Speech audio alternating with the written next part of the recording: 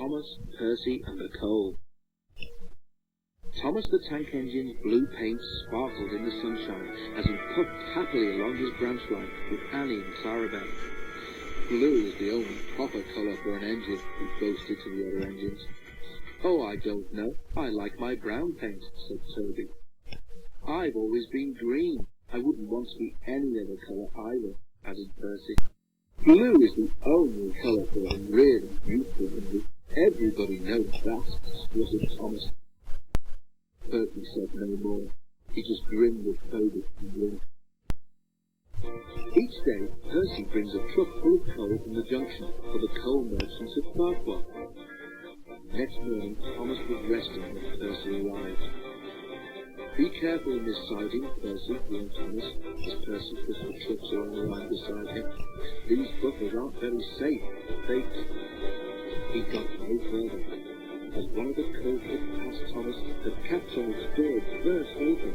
With a rumble and a crash, an avalanche of coal poured out and piled up around Thomas's wheels. A thick cloud of coal dust arose all around him.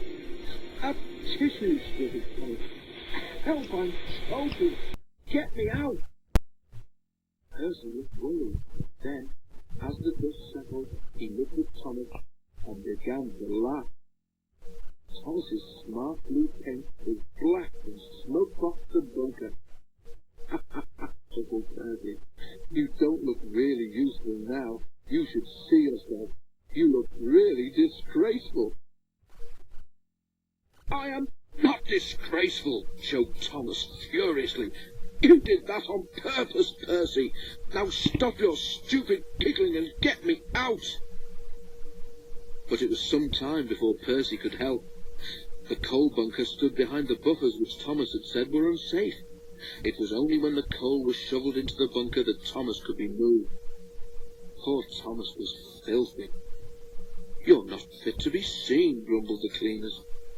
It took so long to clean Thomas that he wasn't ready in time for his next train, and Toby had to take Annie and Clarabelle with Henrietta.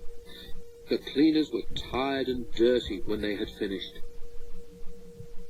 Thomas was grumpy in the shed that night. Toby thought it was a great joke, but Percy was annoyed with Thomas for thinking that he'd made his paint black on purpose. Who'd have thought it, Percy remarked. Fancy a really useful blue engine like Thomas becoming a disgrace to the Fat Controller's Railway. You wait, Percy, replied Thomas crossly. One day you'll laugh on the other side of your smoke box. Pooh, rejoined Percy. I wouldn't have missed all that fun for anything. The feud worsened as time went on. Thomas thought Percy had coal-dusted him deliberately, and Percy was cross with Thomas for thinking so. 2 days later, Thomas was at the platform when Percy brought his trucks from the junction. Percy arranged them and ran into a siding for a drink before Thomas's train left.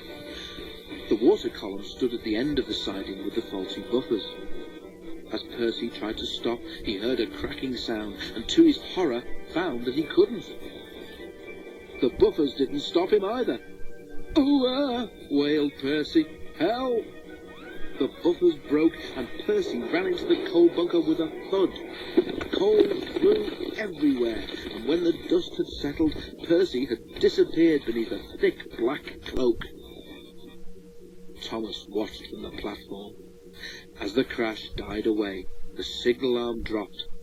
Thomas moved off, laughing as he went. Percy was furious, and he spent the rest of the day wondering how to pay Thomas out.